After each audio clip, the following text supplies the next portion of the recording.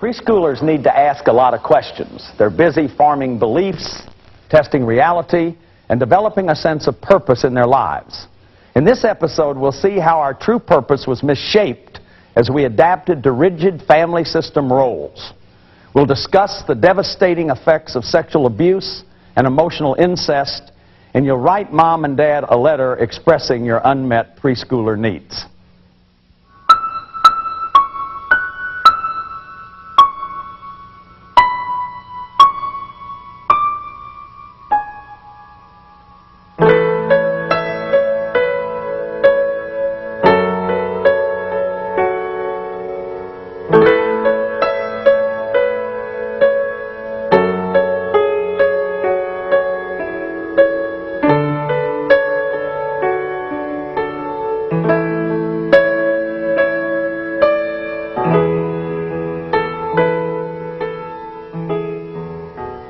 Good day, folks, and welcome to the show.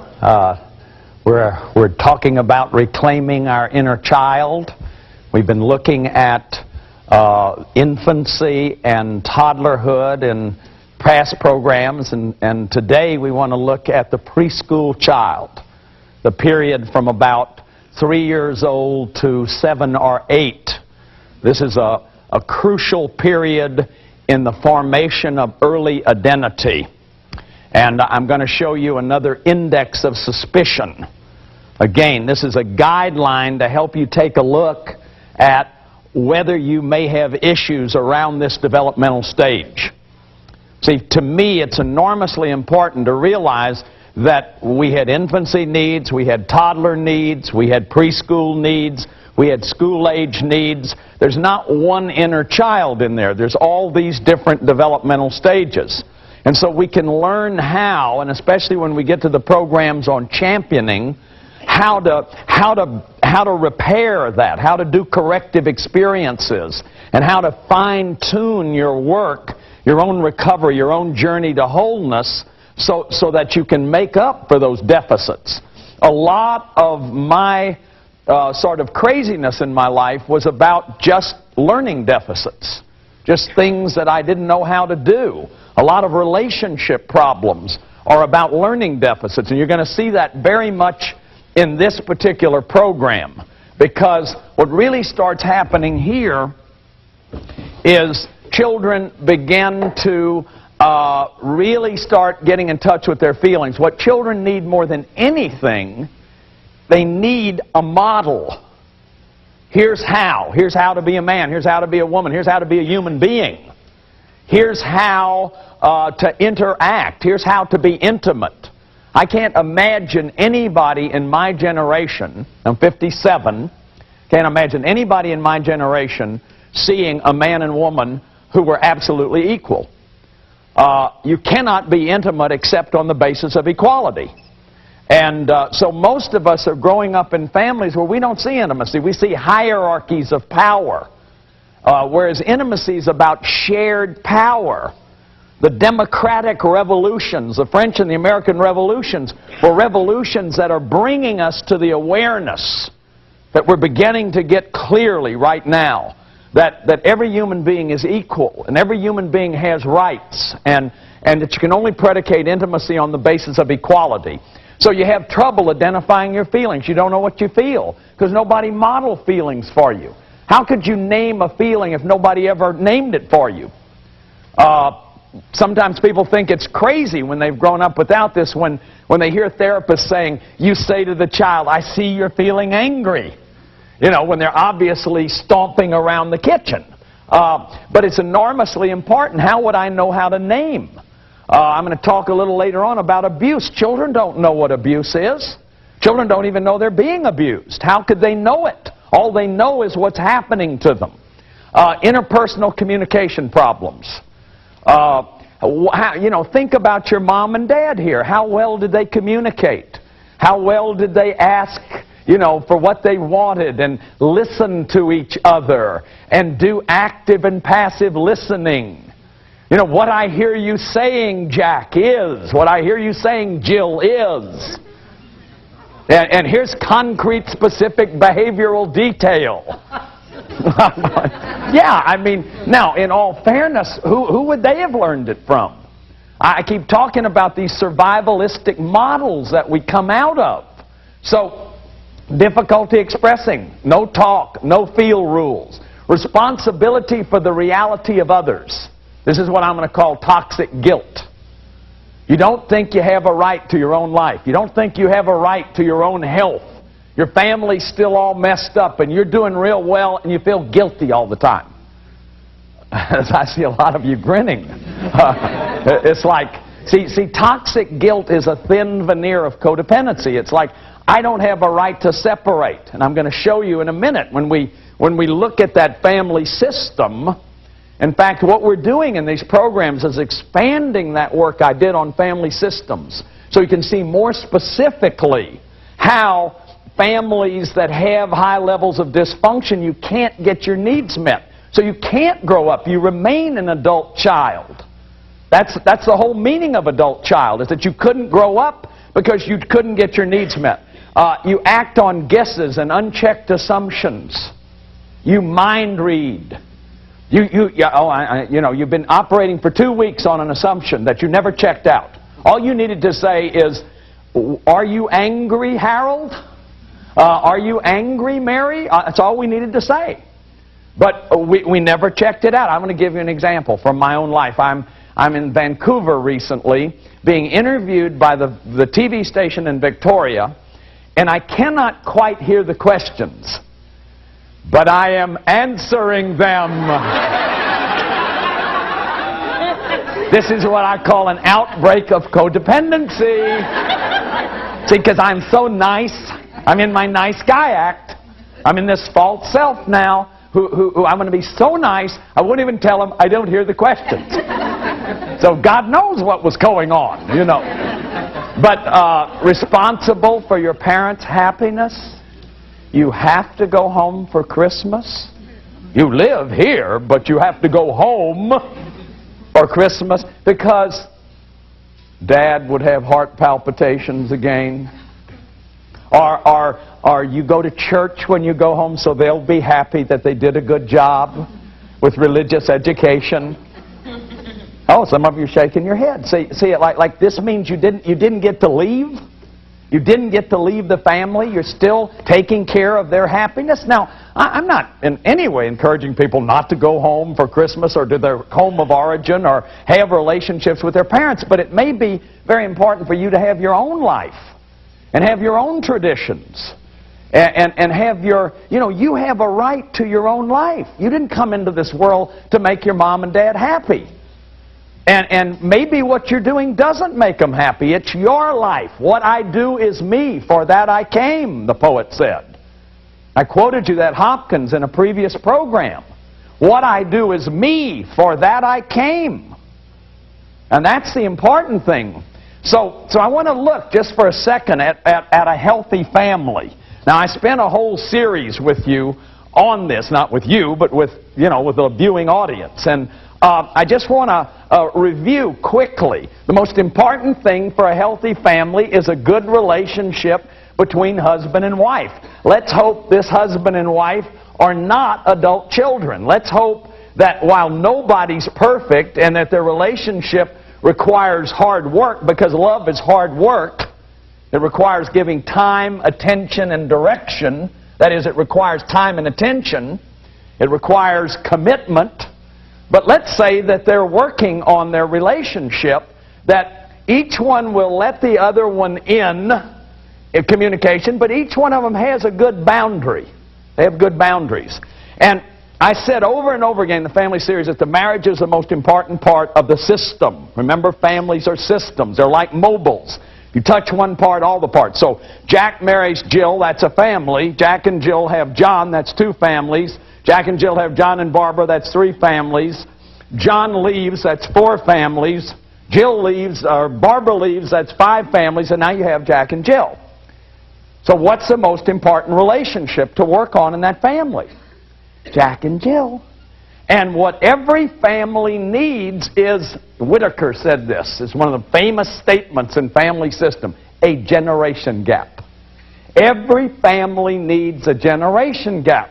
These kids need to get it that the most important person to dad is mom, and the most important person to mom is dad. That they are important and they are valued, but in my belief, children cannot be intimate with parents, because you can only be intimate on the basis of equality. Children can be close to parents, but when parents start getting intimate with children, there are problems, and I'm going to talk about that in just a minute, what we're going to call parent-child coalitions, the spousification of children, enormously damaging thing for children. So it's very important that these children be able to do what children are supposed to do, to learn, to be curious, to have good modeling, to have good models up here from mom and dad, that they can see that they have a relationship, and that the kids have a life, and there's modeling, they give time, they give attention, they give direction, and they're there as best they can to meet these children's developmental needs. Good families have rules, and in healthy families you can make a mistake. People aren't going to cream you for making a mistake. These roles will be flexible. It won't always be authoritarian and dad sits in his chair and no one can ever talk to him. Or watch out, be careful of your father, something, you know, and everybody's walking on eggs. That dad's somebody you can bond with. Wait till you see the piece of videotape that I'm going to show you of an exercise from a workshop, and everybody's sharing after they write this letter to their parents. You're going to hear, my father wasn't there. My father came and he went, but I never knew where he was. See, you need a husband and a wife. You need a husband and a wife for a family. And you need flexibility. So you need rules that say, you know, you don't get in rigid roles. The roles can rotate.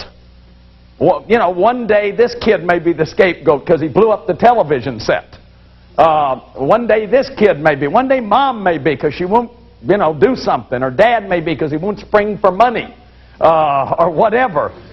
In an unhealthy family, one person is going to be the designated scapegoat. So there's flexibility. It's like if you could think of the mobile and gentle motion. And there's a lot of fun in healthy families. The more functional a family is, the more there's flexibility. See, rigidity is mental illness. My way or the highway. No. Rigidity's freedom. I mean flexibility's freedom. The more choices I have, the freer I am. In working as a counselor, the more theories that I understood, the better I could be, because I had more choices. I didn't have to make you fit my theory so that I could feel comfortable about myself as a counselor. So the more flexibility that you have, the freer you are. So the roles are flexible and the rules are flexible in a healthy family system. There's a lot of love, there's a lot of respect. Now again, I don't think any family is totally functional or is totally dysfunctional. We're all on a scale somewhere of 1 to 100. I think that a lot of people, that really what functionality means is that you're dealing with what's going on. If there's sadness going on, you're dealing with it. If there's anger going on, there's ways to have conflict resolution. You can complete things. You can remedy conflict. I mean, I know of families where a parent dies and nobody ever talks about it. Nobody ever talks about it.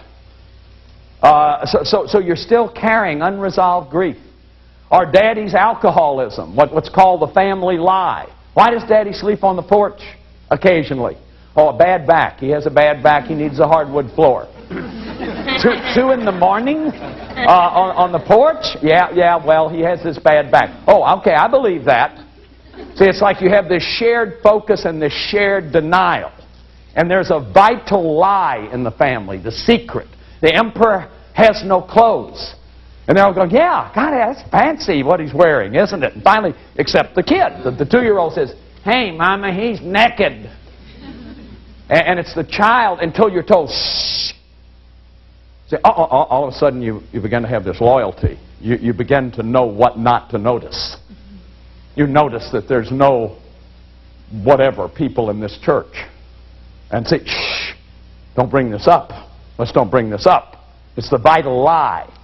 And systems have their vital lies. Now, these kids who are preschoolers in a system like this need these models because sexual identity is going to be enormously important. This is one of the things. One part of the identity of the child is going to be sexual identity. Who am I? Who am I as a man and a woman? And this is true whether you're heterosexual or homosexual.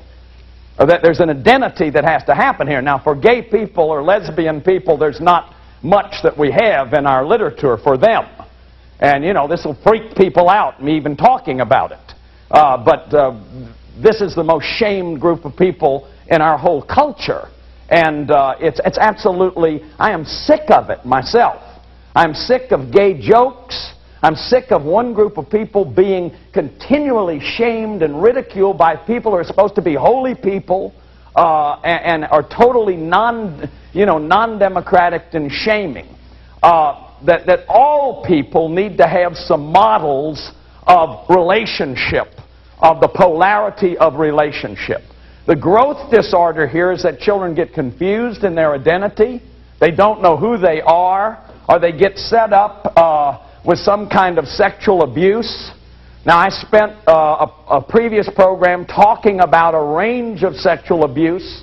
I talked about touching in a sexual way, voyeurism, exhibitionism, inappropriate verbal remarks, boundary violations. I went through a number of those things. I want to focus in this program on emotional sexual abuse, or the spousification of children. But this is about 3 years old is the onset of where a lot of wounded kids are, where a lot of sexual abuse. I mentioned in an earlier program that there has been a tradition for a lot of years that children won't remember. Children won't remember. They won't know what's happening to them. So you can, and children get curious at 3 years old, and they do start wanting to know. And they do start asking questions. In fact, 3-year-olds are why? And they're experimenting with thinking and trying out little identities.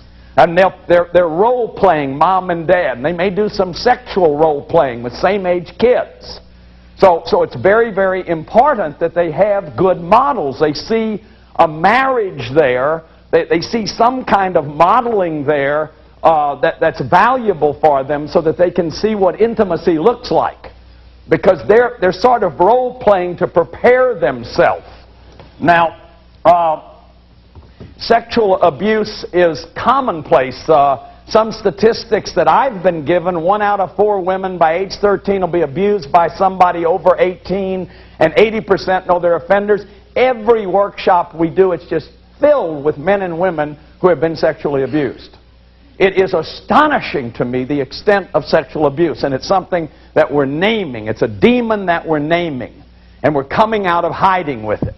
Now, this is what I call family enmeshment. I talked about this in an earlier program. When this relationship is bad, when dad's an adult child or mom's an adult child, let's say mom's a religious addict, mom mood alters with feelings of righteousness and moralizing and stays in her head pontificating to everybody in the family and reading text to people and telling them what they should and they ought and they must and dragging people to her style of religion.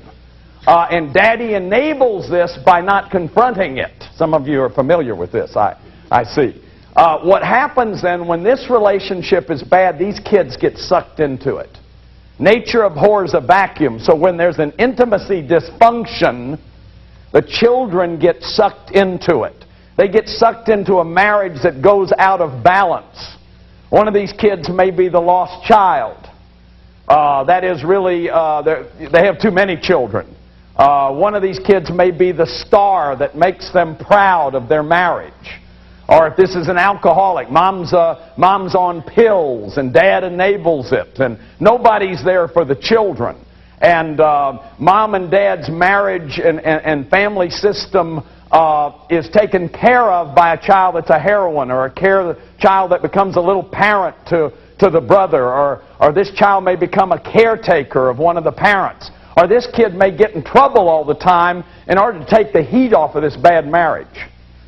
So you go to school and you talk to the principal, and you don't have to look at how lonely the marriage is. You don't have to look at how bad, how non-intimate this relationship is that you are in. And so these kids are losing their identity here. These kids are losing being who they are. You see, once you get set up, like I was a star, I was a little parent, I was a caretaker. I was my brother's caretaker, I was my mother's emotional husband because my dad was an alcoholic and he was gone early on. Now, I lost my reality early on. In a program that's going to come, I'm going to talk about what to do about these rigid roles. What we need to do about changing these rigid roles, because you'll continue to act those roles out all your life. You'll continue to stay loyal to that family system until you understand your origins. You know, one way to say it is, if you don't know your history, you are doomed to repeat it. And that people will get into these roles and not realize that they caretake, they're in a job, they're a doctor, they're a nurse, they're a therapist, they're studying to be a priest, they're studying to be a clerk, so they take care of people, that their job is taking care of people. Or maybe their job is being a star. Maybe somebody gets a job where you can kind of get lost and nobody knows who you are. You get lost in the assembly line. You can be invisible so you don't bother anybody. The scapegoat may continue to act that out, or the rebel may continue to rebel. In another program we talked about you conform or you rebel, and you may still be doing that, fighting the ghosts of mom and dad. Now the worst part of this family dysfunction, and you see, as children, preschoolers, are forming their identity, this is where this stuff begins to impact. And unfortunately, by the time you hit preschool, often this marriage has gotten worse and worse.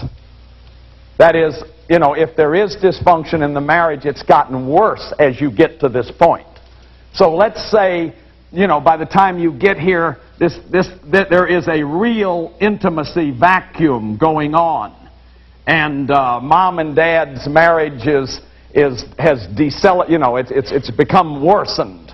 And let's say that dad is a lonely adult child who never got his needs met, and he's lonely, and he doesn't like his wife. So here's what he can do. He can become more involved with his daughter than his wife. And he can make his daughter his little princess. Or he can make his daughter his baby doll. Or he can make his daughter his caretaker in the place of mom. I've worked with situations where this mom and this dad, both adult children, very early on sort of set up a marriage of convenience. And this mom is going off on trips every summer, leaving this little daughter at home, basically to take care of her husband. And so she bonds with dad in this spousification, and she becomes his precious little one. But basically, what dad's lonely, there's a little child in here who's lonely, who needs somebody to be warm with, so he may put her in bed with him at night. His wife's gone all the time. Or maybe they don't even sleep in the same rooms anymore. This child is being non-physically sexually abused. And we have to understand this because it is incredibly common. As these two people stay together for the children, keep their marriage together for the children start getting sucked into this vacuum.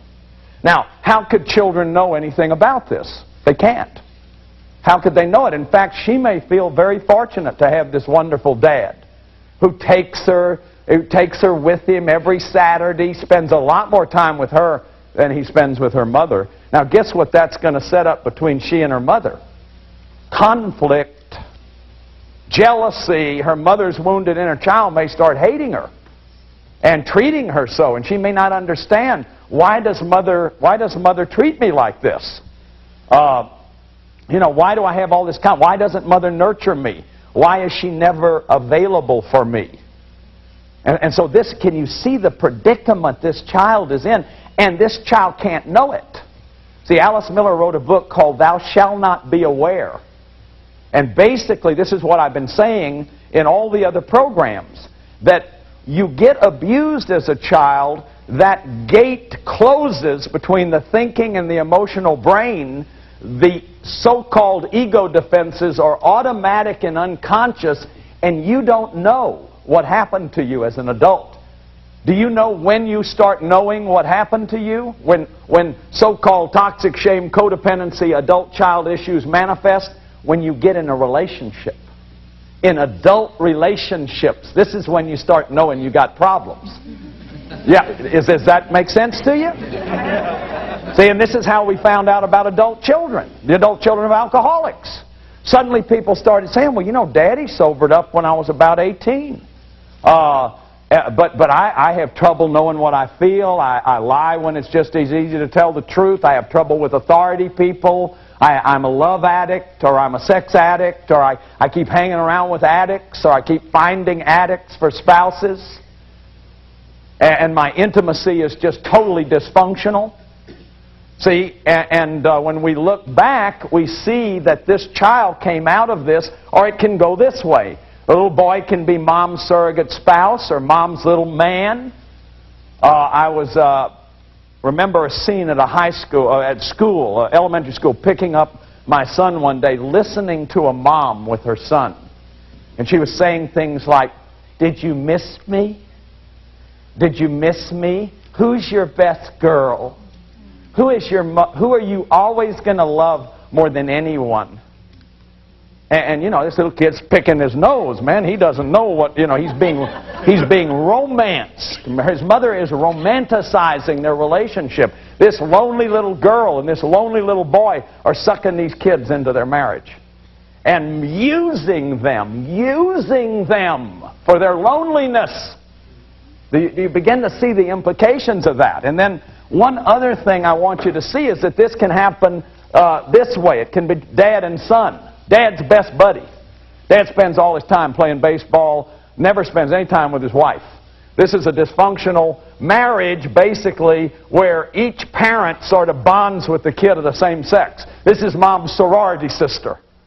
Mom tells her all kind of things. Tells her about sex. Tells her how rotten sex is with her dad. I've had clients where their mother told them this kind of stuff. Tells them about the sex life and how rotten sex is, and that you just have to get it over with, honey. Just ruining this little girl's own experience of her sexuality. See, or let's say this dad is going to make this son into an extension of himself. This dad wanted to be a lawyer, and he failed, or he feels like his life's a failure, so everything he does is to make this boy be a lawyer. So this kid becomes an extension of dad. This kid becomes dad's surrogate self to justify my life. Or this mom spends hours with this daughter. So wants her to find a rich man. I had a female client where her mother was more in on her relationships. Her mother vicariously experienced every relationship. And this gal just went after very wealthy men. And basically, mom was in on it all the time. And I tried to help her to see that she had been sexually abused. And was being sexually abused by this mom. That her mom was using her to try to have in her life what this woman had never had. So do you begin to see how kids can be used? And that use is abuse. And when you have adult children for parents, see, these parents with this wounded inner child, they can't possibly be there for these children. There's no way. Now, I want to read you a poem. This was sent to me by one of the people that saw the family series. This is absolutely magnificent. It's a poem, and this is the letter that came to me. It said, "Dear Mr. Bradshaw, after watching several of your broadcasts, my inner child decided to write you a poem about the emotional abuse of playing baseball. I found the poem quite helpful myself, and since it's a pretty good poem, I thought I'd share it with you. You have given us all so much, I would like to give you something in return. Thank you, Craig Sanchez." Well, I want to read your poem, Craig, and I want to thank you for this poem. It's magnificent. Listen to this poem. It's called This Something Settled Matter in His Heart. And here's the way it goes. There's my dad. He's waiting for me outside, waiting to play where the broad sidewalk runs quietly along our flat-roofed corner house. The house where pumpkin orange brick peeks from beneath the crumbling white stucco.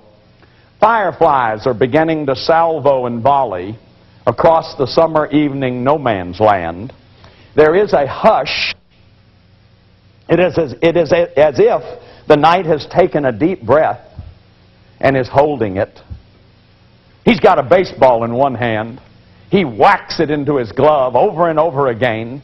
It makes a clear, sharp, snapping sound like a whip.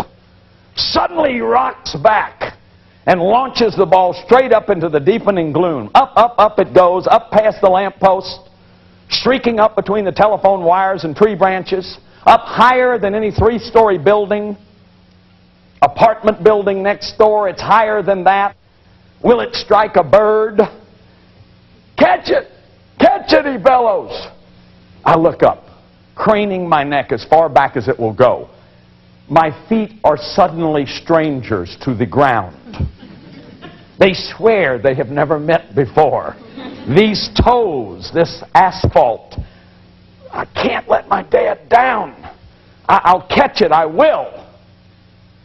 But I can't see it. 2 years from now, I'll finally get my glasses. But tonight, all I can do is squint into the darkness. Will it ever come down? Ever throbs my heart? I can see nothing. But I can smell something. I can smell the smooth new leather of my bright orange baseball glove as it slides around on my hand. It has a life of its own. It's a grown-up glove, a professional one, because my dad wants me to get used to the real thing from the beginning. No kid gloves for me. Oh, no. He's a swell dad to get it for me, even says so. I'm 5 years old. I have to squeeze all 4 fingers into the forefinger hole to keep it from falling off. My thumb is lost somewhere in a black hole. Tom Thumb's cave, I suppose. I run around in circles hoping that somehow, perhaps by being in perpetual motion, I will hear the ball when it comes down. I must never let my dad down, not once. I'm his big boy, and he wants me to be a baseball player just like he would have been if it hadn't been for that bad break. Did it hurt, Dad? That bad break? He's going to make a sacrifice and make sure that I make the big leagues. What a dad. The ball comes down and hits me on the head, and there's no hole for me, small as I am, to crawl into. You should have been born a girl. My father never played with me. Why did I waste all that money on that glove? You're such a sissy, I should have bought you a skirt instead. I fight back the shaming tears. Why do I have to cry now of all times? I can feel the pain from the bump on my head all the way to my heart. Dad, I'm sorry. I'm really sorry. Give me another chance. Please, I won't do it again. I promise. Please, Dad, please. All right. One more chance. A smile creeps across his face. But concentrate this time. Don't fail me.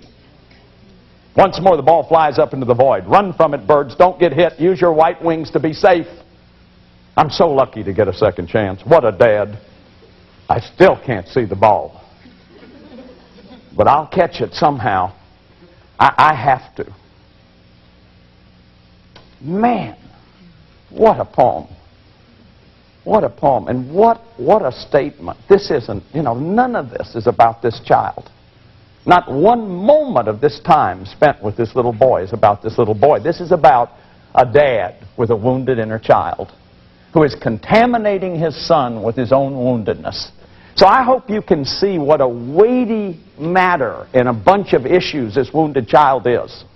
Now, one of the ways we work on getting to this wounded child is we write a letter in my workshops with our non-dominant hand. That is, if you're right-handed, you write the letter left-handed. If you're left-handed, you write it right-handed. And the idea of this letter is to write to your mom and dad and tell them what you needed from them that you never got. It's not a blaming letter. It's a statement. We have to demythologize our parents.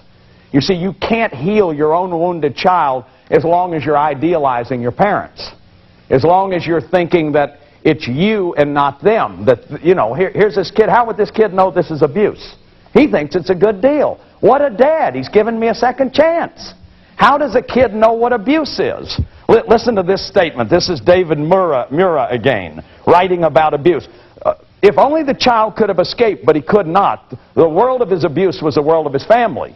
The child's inability to pull away from the world of abuse was not merely caused by the presence of physical force or their ignorance of choice. He could not defend himself because he could not name the abuse. He could not put a name on it. How would he know what abuse is? You see, so one of the things that we are doing in this series is naming abuse. One of the things I did in the family series is name abuse, because the wounded inner child in us couldn't know. What we grew up in we thought was normal. So I have people write these letters. Wayne Kritzberg, my friend Mike Falls, Lucia Capiciani, these are techniques that a lot of therapists use.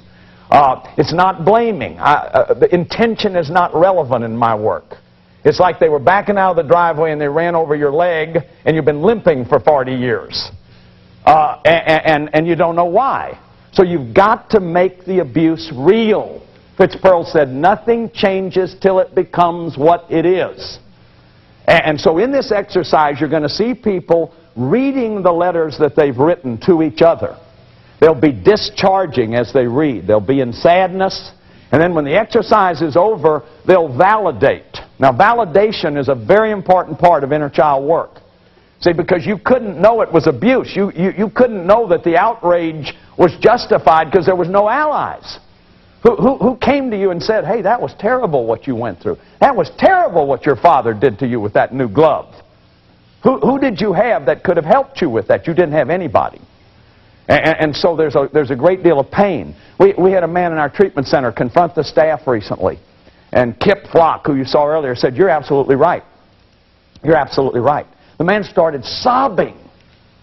He said, never have I confronted authority figures who validated my experience. So one of the very important parts of this work is people coming together in non-shaming support groups and getting validation as we tell our stories to each other. Oh, that was terrible what you went through. I feel anger. And that's what you're going to hear in this piece that you're going to watch. These people have been working, they've written their letters, and so let's watch this. I want you to write a letter, but I want you to this time with your non-dominant hand. And you write, Dear Mom and Dad, here's what I needed that I didn't get.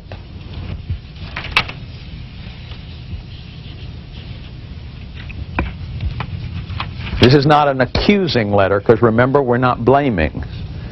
This is a letter that's saying to your little wounded inner child, you're beautiful, you're lovable, there's nothing wrong with you, you just didn't get what you needed. And you need that validated for you.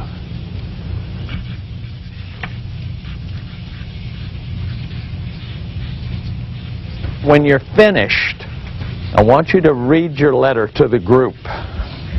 Just read it as tenderly as you can. Dear Mom and Dad.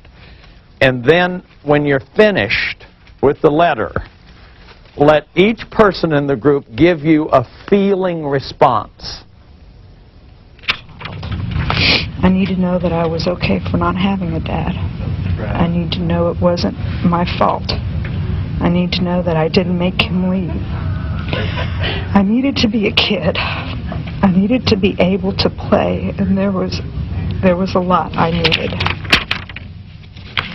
I'm so sorry that you didn't have the opportunity to know your father. And I'm real angry that your mom didn't spend the time with you to try to explain the fact that you were precious and you were meant to be there. Because you were. I don't have any memories of you being around. No memories of you playing with me. Dad, I need your time. Dennis,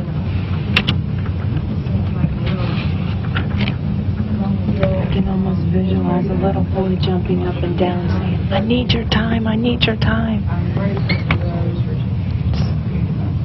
Wanting that so much, I can really hear that hurt, that lost feeling.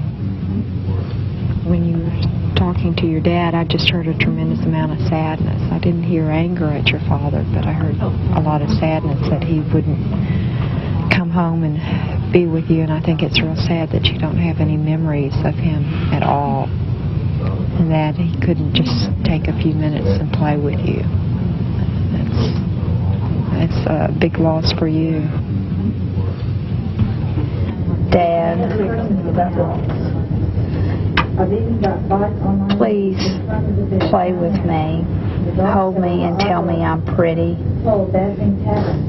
and that you love me, and that I'm as special to you as a boy would be. I've tried to change into a boy, but I'm still a girl. Mom and Dad, I needed to feel and express my feelings and have that be okay. I needed to feel like I was basically just like everybody else.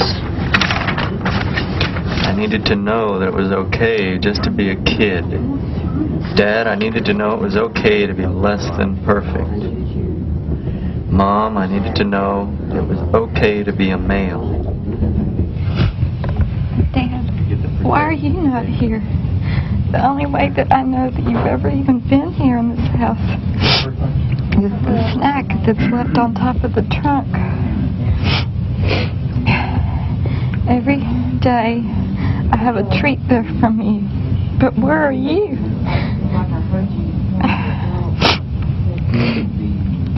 But now,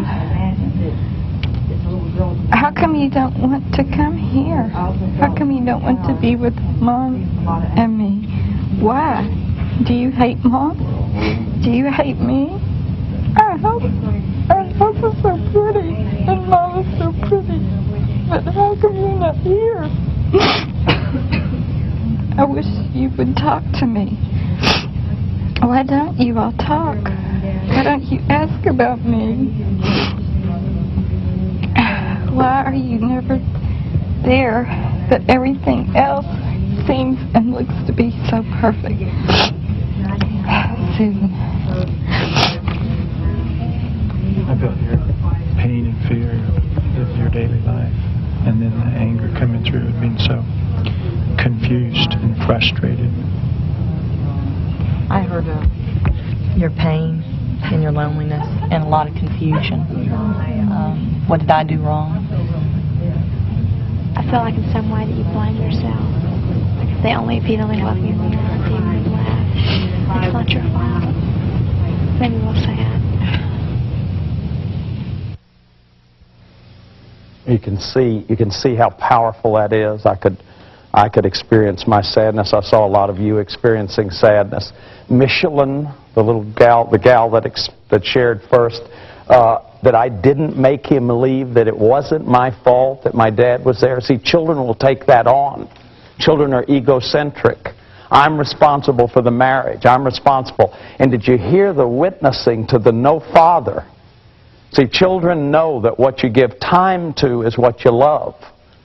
They have no time for me. And we're told that, well, your dad really loves you, your mom really loves you, but they have no time for you. So that pain is there in the child. And this just powerful, powerful expression of it. And then Karen, who talks about, you know, can I be a girl? Is it okay to be a girl? And Andy, is it okay to be a boy, Mom? You see why I have those affirmations in there all through these exercises, that this is sexual abuse. When you're sex, you're being communicated that something's wrong with your sex. It's not okay to be a girl. It's not okay to be a boy. And then this piece at the end with Susan, where she talks about the only way she knew her dad was there are these treats that are left on the counter. You know, my assumption, this is a workaholic father. And we think, you know, we still laugh about this. You see the pain in that little girl who's sitting there reading that letter. You know, these are the things she's saying. I wished you would talk to me. Why don't you want to be with me? Do you hate me? Do you hate Mom? And then you hear the validations. You hear them getting the validations. And see, what that does is it helps that lonely little child to know that I'm not crazy. I'm not crazy. That this pain, this ache that I'm experiencing, I'm not crazy. That other people, and when people sit in small groups like that and share, see, there's a connecting of the inner child with each other. We can connect with each other's inner child. Because the child has no allies. The child is lonely. There's nobody to talk to. So that's what's powerful. And those of you who are watching this, talk to somebody about it. Write a letter. Get somebody you love and trust and share it with them. And then for all of you, those watching, and you, just close your eyes again. Let's give our preschooler these affirmations. These are the things that little 3-year-old in you needed to hear. So just take a few deep breaths.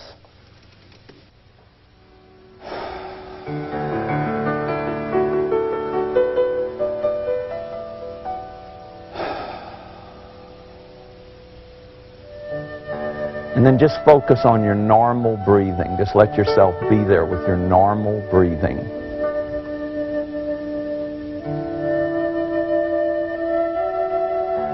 And once again, let yourself go back in time to some place that you remember where you lived. And see a little preschool child, 6 years old, 5 years old, whatever. And even if you can't see them clearly, just have a sense they're there.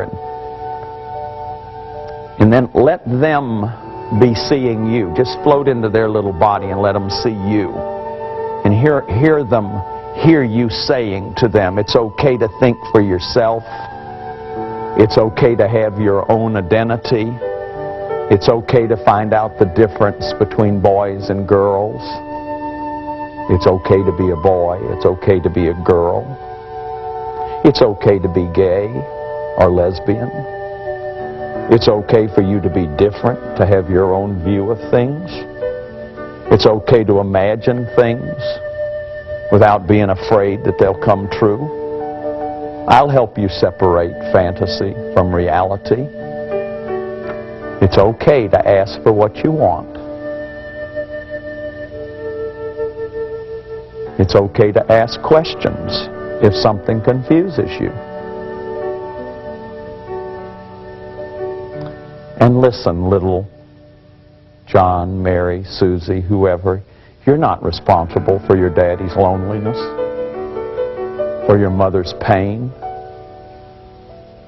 You're not responsible for your father not being there, or your mother not being there. You're not responsible for their marriage or their marriage problems. You're not responsible for any of that. You're just a little child. And it's just okay for you to be you and for you to be a little child.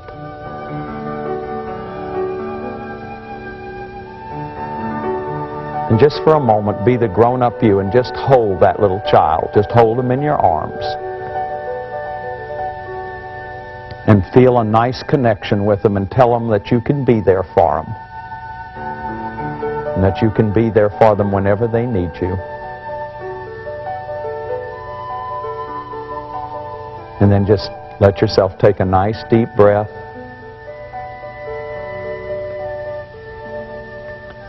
And as you exhale, just very slowly open your eyes.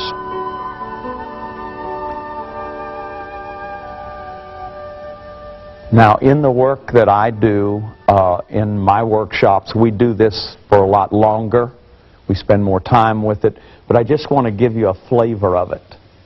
And I want to give you a sense of the most important thing I know, that each one of us has a right to be the very one we are. The greatest therapist that ever lived, in my opinion, was a man named Milton Erickson.